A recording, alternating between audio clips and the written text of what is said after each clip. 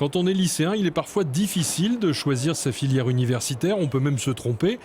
À l'université de Limoges, le DU Réagir permet de se réorienter. Les jeunes parfois ont des rêves, donc parfois ont du mal à se projeter et quand ils arrivent un peu au mois de septembre, ils sont un peu déconcertés, ils quittent un peu le lycée, ils arrivent à l'université, ils constatent que l'université a beaucoup de liberté, les enseignements sont magistraux, ils sont moins encadrés et parfois leurs rêves ne correspondent pas complètement à la réalité ou manquent un peu de patience, un peu se démotivent et donc ou bien se retrouvent en difficulté du point de vue de l'apprentissage qui leur est proposé. Et à partir de là, un peu se mettre en retrait. En 16 semaines, dont 6 de stage, l'étudiant est amené à se repositionner et à reprendre certaines bases. Oui, je pense que dès le lycée, j'ai fait une erreur d'orientation, effectivement. Donc je me suis lancée dans une fac de sciences et je pense qu'en fait les sciences ne sont pas pour moi, tout simplement. Du coup, j'ai eu un entretien donc ici au Carrefour des étudiants qui m'a amenée sur un DU Réagir. Donc pour trouver ce que je souhaite faire l'année prochaine, tout simplement. On essaye de reprendre confiance en soi parce que c'est sûr que terminer ses études, avoir un break dans notre scolarité, ça met un petit coup de mou dans notre vie aussi. Personne ne va faire la même chose en même temps, hein, donc les questions ne sont pas dans le même ordre pour tous, elles ne sont pas forcément les mêmes. Pendant ces 40 minutes, moi je ne vous aide pas. Hein.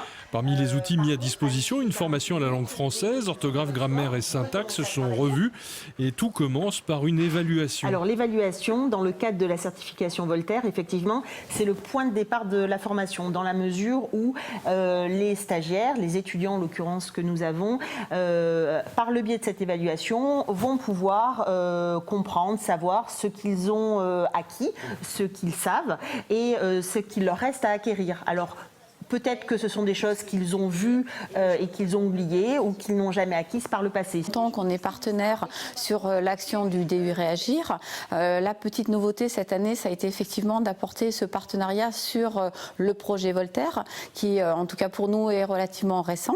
C'est vrai qu'on pense que l'orthographe c'est très très important bien sûr.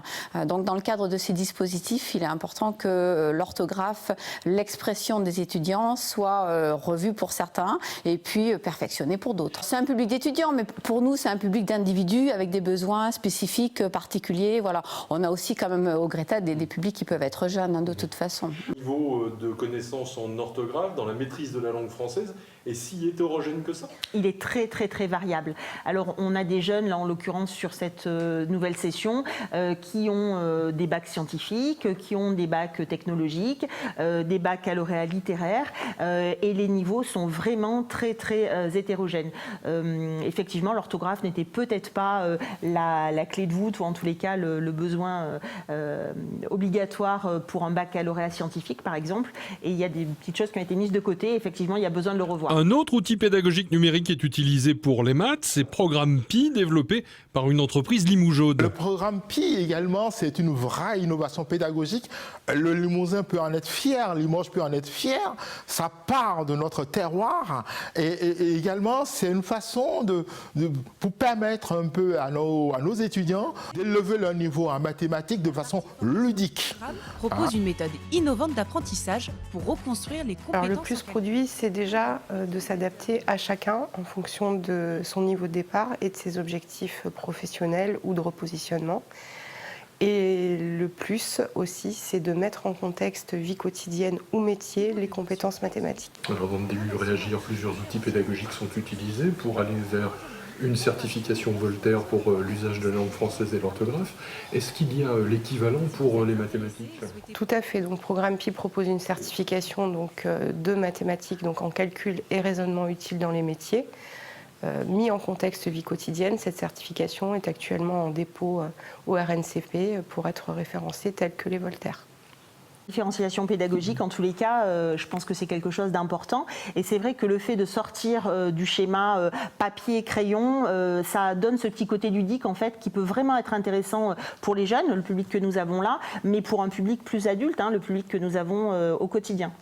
Alors, le Code de l'éducation nationale, c'est pour rappeler un peu l'aspect réglementaire, a assigné un certain nombre de missions aux établissements d'enseignement supérieur. Première mission, c'est la formation initiale. Deuxième mission, c'est la recherche. Troisième mission, c'est la formation continue. Mais il y a une quatrième mission qui est souvent oubliée, c'est l'insertion professionnelle. Qui dit insertion professionnelle dit également orientation, réorientation. Donc, cette mission-là est dévolue au carrefour des étudiants, qui est la maison des étudiants.